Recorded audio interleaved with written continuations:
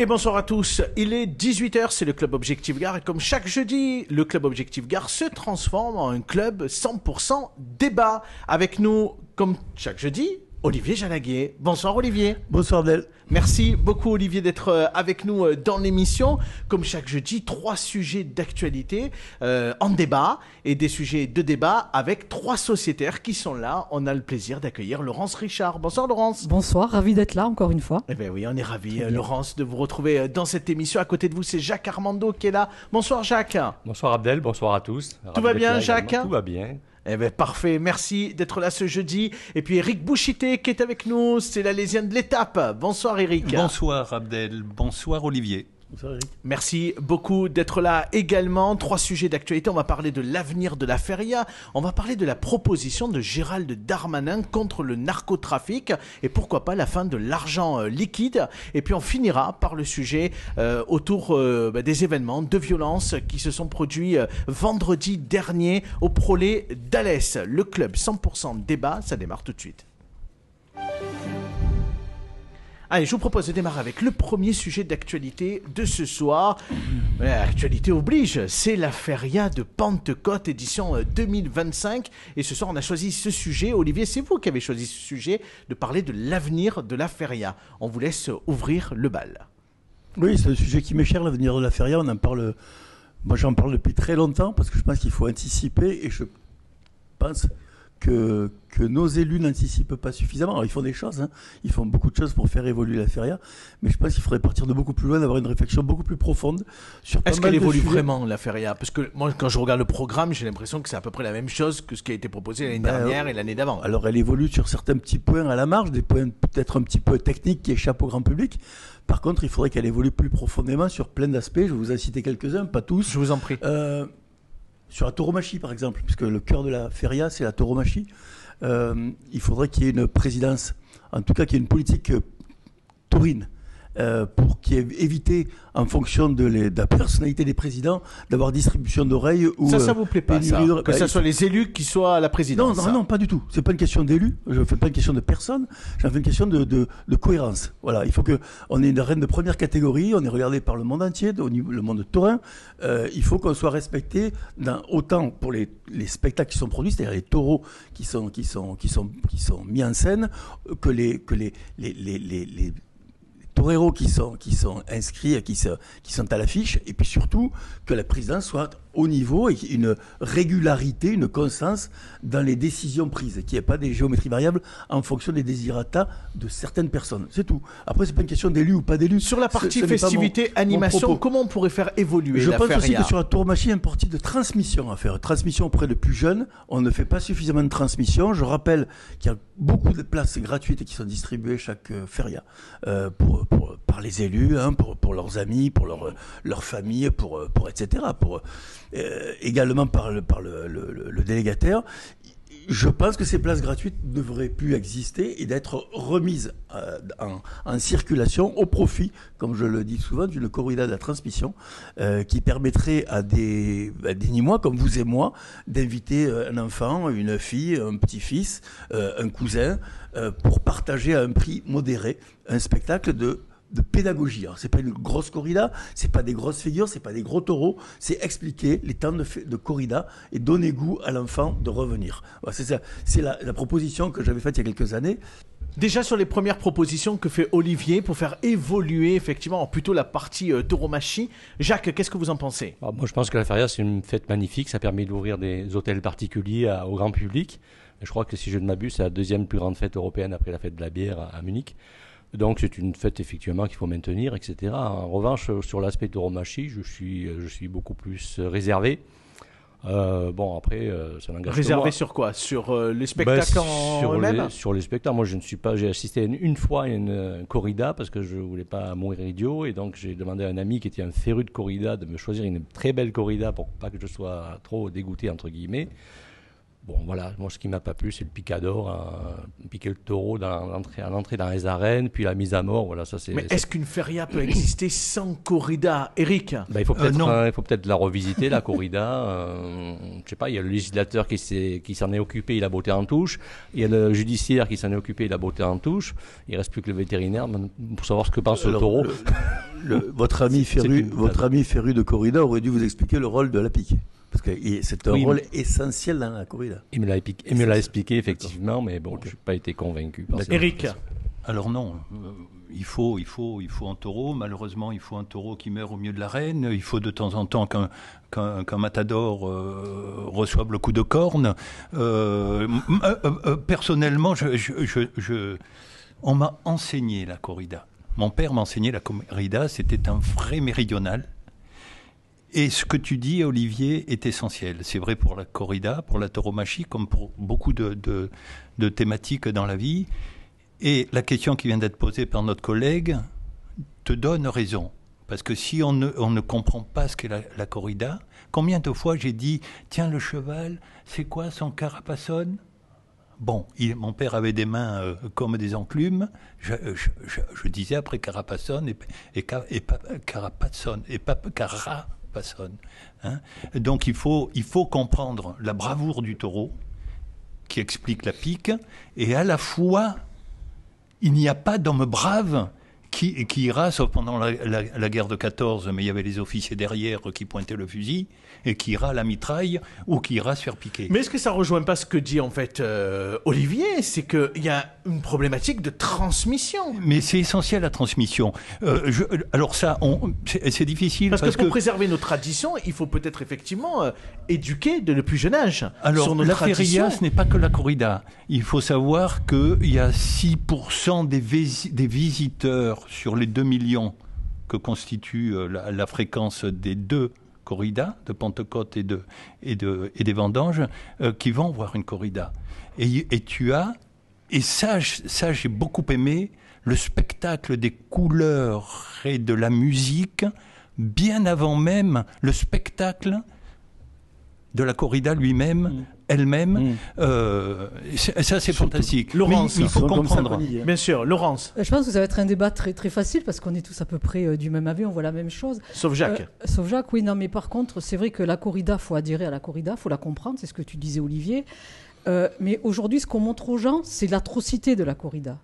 On n'explique pas, on ne dit pas pourquoi les choses sont faites. Moi, je ne suis pas spécialiste de la corrida. Mon mari me l'a expliqué plusieurs fois. Je n'ai pas adhéré, mais je comprends tout à fait qu'on puisse avoir une culture de la corrida. Et si on enlève la corrida avec la feria de Nîmes, moi, je dis que le grand F disparaît. Ce qui est sûr, par contre, quand je dis penser à l'avenir de la feria, c'est hélas, quand on doit penser en tant qu'homme de la cité et pas comme aficionado, on doit penser aussi au plan B, parce que demain l'Europe peut interdire, on le voit, les attaques qui sont fournies. Au moins pour les mineurs. On peut demain interdire la corrida pour les mineurs ou pour tout le monde. Bon, on trouvera d'autres spectacles. Il faut s'y préparer. Donc s'y préparer, ça ne veut pas dire imaginer une feria sans taureau, mais imaginez d'ores et déjà une feria qui intéresse plus. Au-delà des personnes qui ne s'intéressent pas au taureau, qui voilà, comme Jacques, ils sont allés une fois pour voir, pour pas mourir idiots, et ont fait leur partie. Non, ça c'est décidément pas pour moi. Il faudrait de l'équestre. Voilà, l'équestre aussi, à mon sens, n'est pas suffisamment mis à l'honneur. D'autant plus qu'on a des chevaux camariers, on a des au Bosquet quand même. Il y a des spectacles équestres. Tellement peu par rapport à tout ce qu'on pourrait faire. Oui, mais c'est pas renommé non plus. C'est pas mis en avant. Non, absolument pas. Donc à mon avis, c'est trop faible par rapport à ce qu'on pourrait mettre en avant. On devrait, me semble-t-il aussi, n'avoir qu'une seule corrida par jour et non pas 2. Mais étaler, ça ne veut pas dire moins de corrida, ça veut dire étaler sur la semaine avec une programmation qui permettrait aux gens qui viennent, qui souvent ont du pouvoir d'achat, qui viennent voir les corridas, eh bien, qui pourraient permettre d'aller dans les rues, consommer de l'art, consommer de la culture, etc. De la restauration. Voilà, de la restauration. Aujourd'hui, quand on va le matin à une corrida et l'après-midi à une corrida, on n'a pas le temps, si tant est qu'en plus on a un taureau qui boite et qu'il faut changer, les restaurants sont fermés et il n'y a plus personne pour vous faire à manger. Donc ça pénalise tout le monde et c'est pas très agréable. Voilà. Puis après, il y a l'art, il y a tout cet art qui soit sculpture, peinture, écriture, art musical qui pourrait être mis régional autour du taureau et du cheval, qui pourrait être mis en avant autour d'une grande fête et qui ne l'est pas. Bon, je vois très bien l'esplanade pour recevoir ce public-là, qui ne l'est pas. Voilà, il y a des choses, je pense, beaucoup de choses à imaginer sur la Feria, et tant mieux qu'il faille retravailler. C'est un beau projet, tu devrais te présenter. Exactement, oui.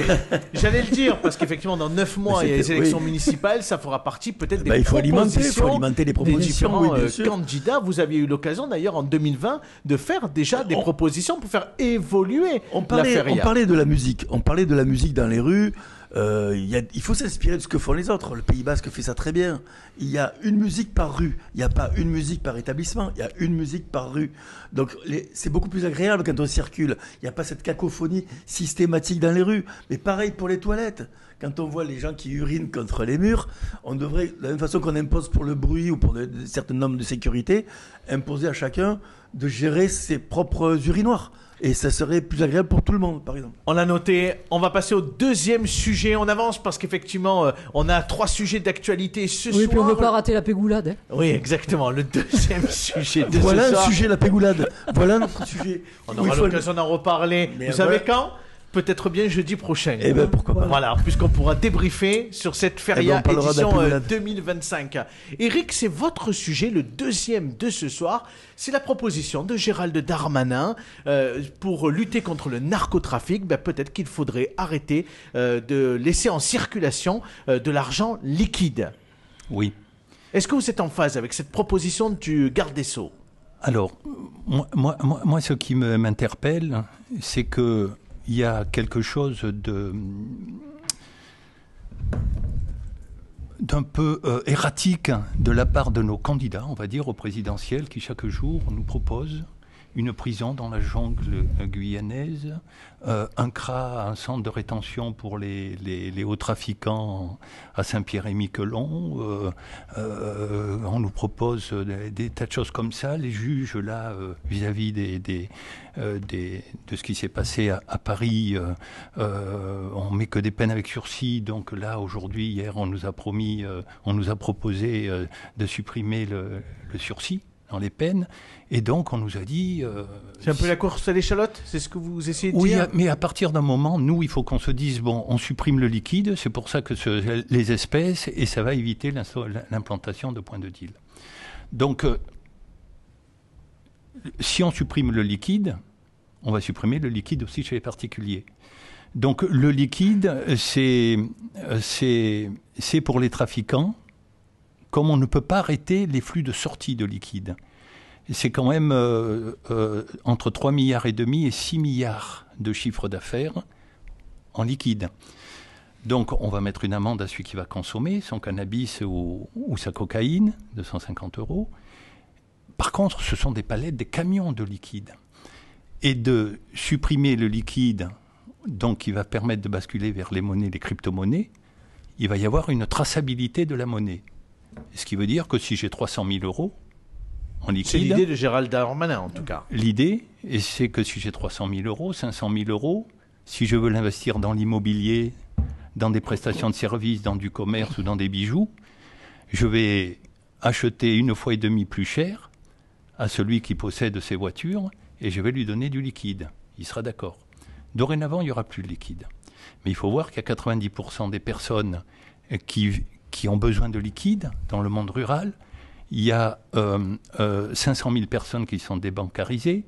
Il y a plus de 3 millions de personnes qui sont en fragilité bancaire avec près de 4 crédits à la consommation. Et il y a une chose qu'il faut savoir, c'est qu'il est impossible aujourd'hui de supprimer le liquide. Donc il est sincère, il est authentique, il est puissant, Gérald Darmanin, dès lors qu'il n'est pas macroniste, qu'il ne l'est plus. Il l'est, d'accord. Mais je veux dire que le liquide, ce n'est pas possible. Il y a le traité d'unification de l'Union européenne, il y a le code monétaire et financier, il y a l'article 17 de la Déclaration des droits de l'homme sur le droit de propriété des biens bien acquis ou de la possession de l'argent bien acquis, qui font qu'on ne peut pas supprimer le liquide. Olivier, est-ce que vous êtes d'accord avec la démonstration que nous fait Éric ce soir, qu'en fait finalement Gérald Darmanin lance ça un peu, probablement avec sincérité, mais que dans la réalité, c'est quasiment impossible de supprimer l'argent en espèces. On parlait de tauromachie tout à l'heure. Je vais faire un parallèle avec la tauromachie. En tauromachie, on dit que le pas qui sauve, c'est pas le pas qui est de côté ou de recul, c'est le pas qui va de l'avant. Alors je pense que Gérald Darmanin, aujourd'hui, il va de l'avant. Il essaie de montrer qu'il n'a pas peur face à ces gens qui nous... Il est courageux même. Qui nous narguent et nous prient. Il est courageux. Ça ne veut pas dire qu'il a de bonnes idées tout le temps, quoi. Et là, Dieu sait que ce n'est pas une bonne idée, à mon sens, je te rejoins, c'est une très mauvaise idée, parce que je pense que, de toute façon, tant qu'il y aura un consommateur, il y aurait du trafic de drogue. Et donc des alternatives au paiement. Et donc des alternatives au paiement qui passeront par le dark web, par les autres pays, par les pays frontaliers. Et ça existe déjà et ça va continuer crescendo. D'ailleurs, on voit qu'aujourd'hui, il y a des agressions nombreuses vis-à-vis de ceux qui gagnent de l'argent sur la crypto-monnaie. Donc on voit que c'est déjà un marché crapuleux. Donc ils sont déjà dessus. Donc ils contourneront. Et puis en France, il faut 2 moyens de paiement. Enfin, je ne connais pas les autres pays, mais chez nous, il faut 2 moyens de paiement. Pour tout commerçant doit accepter 2 moyens de paiement. Il peut refuser les chèques. La plupart du temps, on les refuse, mais au moins les cartes bancaires et le liquide doivent être obligatoires. Jacques. Donc, sauf les billets abîmés et les devises étrangères. Oui. Un commerçant, c'est tout ce qu'il peut refuser. Moi, je pense juste que si on veut on ne pourra rien contre le trafic de drogue. On ne pourra rien contre les trafiquants de drogue. Et pour moi, la seule lutte, c'est contre les consommateurs de drogue. Et là, c'est le seul moyen qui permettra de détourner ce trafic-là. Jacques et Laurence, vous pensez quoi de cette proposition de Gérald Darmanin ? Moi, en tant que gaulliste, je ne serais pas autant fataliste que les 2 personnes qui ont parlé avant moi. Et je dirais que des solutions, il doit bien exister. Alors, c'est vrai que où on s'en prend aux dealers, ce qui est quand même fait, en l'instant T où je parle, où on s'en prend aux consommateurs, c'est vrai que c'est un gros problème, comme les consommateurs, hein, et où on trouve des solutions alternatives, c'est un petit peu ce qu'essaye de faire Darmanin. Donc on ne peut pas non plus lui jeter la pierre, parce qu'il émet des idées comme ça. Certes, on ne va pas supprimer Après, c'est peut-être pas une idée à l'emporte-pièce, c'est peut-être quelque chose qui a été travaillé. L'emporte-pièce, c'est bravo. C'est peut-être quelque chose qui a été travaillé. Alors, en principe, quand on fait un jeu de mots, il ne faut pas le relever, sinon ça ne marche pas. C'est sur du long terme, mais il y a des études qui sont faites et c'est sur du long terme. Oui, c'est des études derrière. Je présume que quand même, il y a un peu des fonctionnaires d'État qui ont dû regarder le sujet. Enfin, non, mais c'est pas juste comme ça qu'il a sorti un jour. C'est bien ce qui m'inquiète. On ne sait pas. Laurence, qu'est-ce que vous en pensez de cette idée ? Est-ce que vous pensez que c'est farfelu ou finalement ça part d'une bonne intention ? Ça part d'une bonne intention, mais je dirais que c'est farfelu parce qu'enlever les espèces, ça ne sera pas possible. Parce que de toute façon, déjà en ce moment, on ne peut plus payer plus de 1 000 € en espèces. Donc déjà, on a Tracfin qui nous suit. On est déjà suivi sur tout ce qu'on encaisse et tout ce qu'on décaisse sur les. On est suivi par notre banquier. Notre banquier, c'est tout. Parfois, il bloque même des règlements en demandant qu'est-ce que vous avez acheté. Aujourd'hui, on est vraiment surveillé, on fait plus ce qu'on veut avec notre argent, et c'est là où je trouve que ça devient dangereux, parce que moi, quelqu'un qui m'appelle en disant pourquoi je veux retirer 2 000 € sur mon compte bancaire, il va me dire pourquoi vous retirez 2 000 €, c'est pour faire quoi ? J'ai pas à m'expliquer. Effectivement, je ne dis pas que c'est une mauvaise idée, ce que dit Darmanin, mais je ne pense pas que ce soit une très bonne idée pour lutter contre le trafic de drogue. C'est en revanche une très bonne idée pour sortir l'argent liquide de là où il est caché. Parce que là, tout le monde va être obligé de sortir son pognon. Et c'est là que c'est puissant. Ça permettrait peut-être de relancer la consommation en France. Ça a été avec l'euro déjà. Déjà avec l'euro, on en a perdu. En fait, ce qui se passe, c'est quand l'Europe vient de voter un texte, d'adopter un texte qui impose, parce que pour l'Europe c'est important, qu'on n'ait plus la main sur notre argent. Parce que lorsqu'il y a une crise boursière, financière, comme on a eu en 2008, il nous reste, nous, qu'une possibilité, c'est sortir notre argent par rapport à la crise et par rapport à la banque. Dès lors que l'espèce n'existe plus, le texte qui est voté fixe quand même un plafond. Les 1 000 € existeront toujours, mais il faudra que tout vendeur justifie par une copie de la pièce d'identité de son acheteur, etc. Donc ce texte vient d'être voté, et de toute façon, la banque, dès lors que tu ne peux plus retirer ton argent, même si on te donne un délai, tu ne deviens plus que créancier de ta banque. Ce qui veut dire que tu es entre les mains du lobby. bancaire. Et ça, c'est très, Mais on le voit aussi pour les... c'est important et jouissif pour l'Europe qui nous démunit vis-à-vis de ça. Mais- Et ceux qui veulent faire de l'humour, parce que l'humour permet tout, en fait. Oui, Tous les propos, Laurence ils disent il suffit, pour ne pas avoir les 3000 morts sur la route, de supprimer les voitures de la route. Laurence. Oui, surtout qu'en plus, en septembre 2026, on a la facture électronique qui arrive. Oui. Donc là, je sais pas, mais les entreprises, déjà, c'est terminé, quoi. Hein. Merci On est- à tous en tout cas pour ce deuxième sujet de ce soir. On passe au troisième et dernier sujet. On va revenir sur cet événement violent, dramatique qui s'est déroulé vendredi dernier au Prolet à Alès, en plein cœur de la feria d'Alès, où un groupuscule apparemment d'extrême droite s'est pointé dans l'établissement alésien et s'en est pris violemment à des clients qui étaient dans l'établissement. Il y a eu des réactions de toutes parts, politiques. Il y a eu lundi soir un rassemblement à Alès, à la sous-préfecture d'Alès, avec plus de 1500 personnes qui étaient présentes à ce rassemblement républicain. Olivier, est-ce que ça vous a choqué? On sait très bien que vous n'avez pas une obédience communiste, mais est-ce que malgré tout, ça vous a choqué ce qui a pu se dérouler au Prolet d'Alès? Alors, chaque fois qu'il y a une agression, je suis choqué. D'où qu'elle vienne, où elle se fasse. Je suis choqué. Et je pense qu'il faut réprimer sévèrement ceux qui en sont les auteurs. Chaque fois qu'il y a une agression. Ce qui me choque aussi, c'est ces événements orchestrés, manipulés par ceux qui les mettent en œuvre. On va parler de Fabien Roussel, parce que les autres, il y en a eu d'autres, mais Fabien Roussel a voulu prendre la tête de pont là-dessus. Le secrétaire national du Parti communiste. Secrétaire national du Parti communiste. Aujourd'hui, moi, très honnêtement, depuis une dizaine de jours, je suis la tête dans le sac, je ne suis pas l'actualité. Alors bien sûr, j'ai entendu parler de cette agression, hein. Je lis un petit peu les réseaux sociaux, mais je n'ai pas le temps de lire la presse de façon assidue. Quand j'ai vu ce sujet-là, bah, écoutez, je me suis un petit peu... J'ai tenté de me documenter.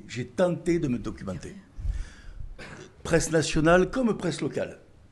J'ai vu beaucoup d'informations sur des rassemblements, des mouvements, des émotions, d'expressions, des appels au rassemblement, des appels à la condamnation, des appels à la radiation. Très bien, c'est la responsabilité de chacun.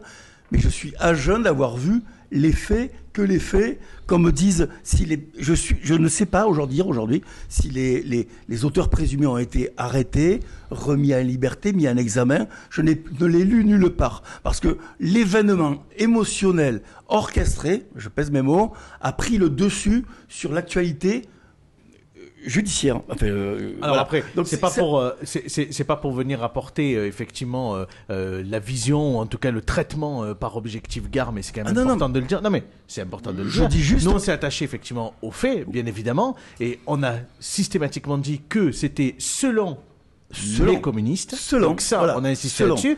Notre premier papier de samedi matin a démarré en disant qu'on n'avait pas de confirmation de la police. Mais... Puis ensuite, dans l'après-midi, la police alésienne a confirmé effectivement qu'il y avait des agressions et des actes violents. Donc on l'a indiqué. Mais chaque fois, quand il a fallu parler du bloc montpelliérain, parce que c'est de ce bloc-là qu'on parle, de groupuscule d'extrême droite, on a insisté en disant qu'effectivement, c'était ce qui avait été rapporté par les témoignages sur place. Je finis en disant que en début de semaine, un matin, on a donné la parole à ce bloc montpelliérain sur Objectif Gare, même si on a eu beaucoup de critiques sur le fait qu'on leur a donné la parole, et ils ont démenti être à l'origine de cet événement. Alors, ça ne veut pas dire qu'on les protège. Moi, je connais pas ces gens-là. L'enquête est en cours. Et elle devra, bien évidemment, parce qu'il y a une enquête judiciaire en cours, qui devra, bien évidemment, faire toute la lumière sur cette agression. Le problème, c'est qu'aujourd'hui, les partis politiques, d'où qu'ils soient,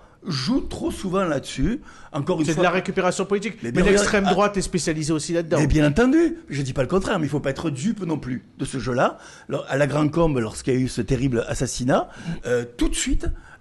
c'était déjà catalogué. Il y avait déjà des appels au rassemblement où l'individu n'était toujours pas arrêté.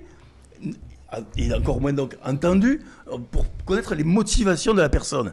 C'est la moindre des choses. Avant de tirer des conclusions un peu hasardeuses, il y a une justice en France. Aujourd'hui, le policier qui est responsable de la mort du petit Naël va être traduit en justice. Voilà, il y a eu plein de rassemblements là-dessus avant. On a voulu anticiper sur la justice, mais la justice, elle passe son chemin. Laurence. Oui, je vais faire comme Olivier, on a mis la charrue avant les bœufs, quoi. Parce qu'en fin de compte, c'est vrai qu'il ne faut pas banaliser ce type d'agression, mais aujourd'hui, le procureur d'Alès ne peut pas confirmer que c'est bien par les gens de Montpellier, là, ces ce bloc montpelliérain. montpelliérain. Moi, je dis que c'est très grave parce qu'on attaque un endroit où c'est festif, où c'est pas obligatoirement ciblé, parce qu'il y avait toute la population, n'importe quel genre de population, c'était un mélange de population. Donc je ne vois pas ce qui s'est passé là et j'arrive toujours pas à comprendre. Et je me dis pourquoi ils ont fait ça là, à ce moment-là. Jacques. Alors d'après ce que j'ai lu, pour la petite histoire, moi je me suis déjà rendu au Prolé, mais de Nîmes, pour prendre un verre, donc j'ai pas d'a priori ni d'état d'âme là-dessus. Mais d'après ce que j'ai lu, apparemment c'est parce qu'on avait refusé à ce groupe de boire. Ils ont été éjectés des locaux en fait, qui sont revenus après et qu'ils ont fait ce qu'ils ont fait. Ils ont agressé des gens, voilà, exactement. Et des faits comme ça, il y en a mais sans arrêt. Des gens qui sont exclus des boîtes de nuit, qui reviennent armés, sans arrêt. Donc tout de suite, on en conclut à un acte raciste. Le drame qu'il y a eu dans la Drôme, on les traite de fascistes, de racistes, etc. Mais je trouve que là, on va très très vite dans la conclusion, quoi. C'est ce qui me choque un petit peu. Après, c'est sûr que l'agression est choquante également, et je condamne tout acte, évidemment, de ce genre, quoi. Éric. Oui, bon, c'est les mots, quoi. Je veux dire, les mots n'ont plus de sens. On ne donne plus aux mots la portée qu'ils devraient avoir. Quand j'ai lu la chronique d'Objectif Gare, je l'ai trouvé équilibrée, en laissant le point d'interrogation quand même présent sur qui, dans quelles conditions. Bon, il y a les témoignages, hein, et les secours sont venus. Tout le monde ici, on n'est pas, enfin, je vais dire des barbares. Vous voyez, même le mot est passé dans le langage courant. On n'est pas pour la brutalité, on n'est pas pour les violences. Certains, oui, mais on ne sait pas faire, nous, la violence. On ne sait pas être irrespectueux. Apprendre ça. Ça, c'est de la pédagogie et de l'éducation. Que tu parlais pour la tauromachie, c'est vrai aussi. Mais une bande de 12 néo-nazis. Je ne sais pas où il y a des néo-nazis dans notre pays. Je lisais justement dans la chronique, hein, et les propos rapportés, ils étaient en italique, une horde d'une douzaine de néo-nazis. Comment voulez-vous qu'on ne soit pas crispé quand on entend des mots comme ça, sauf quand on en est victime et qu'on est convaincu que c'est des néo-nazis, là, et bien évidemment.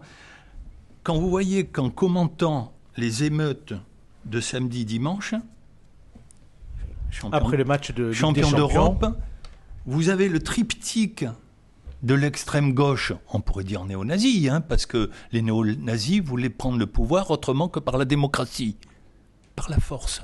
Ça nous rappelle quelque chose à gauche aussi. Parle, ça je l'ai pris fidèlement, hein. Il s'est agi, ça c'est moi qui décris, d'entrave au droit de manifester.